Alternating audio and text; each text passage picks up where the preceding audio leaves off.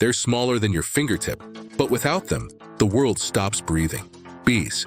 For millions of years, they've kept the planet alive, weaving color, fruit, and forests out of air and dust.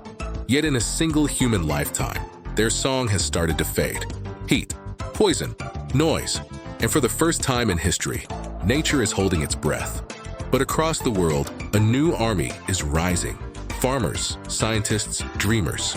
They plant, they protect, they fight for the hum of life itself. Because saving the bees isn't about honey. It's about hope. When their wings move, the planet moves with them. And as long as they fly, Earth still has a heartbeat. Bright Horizon News, Science and Earth.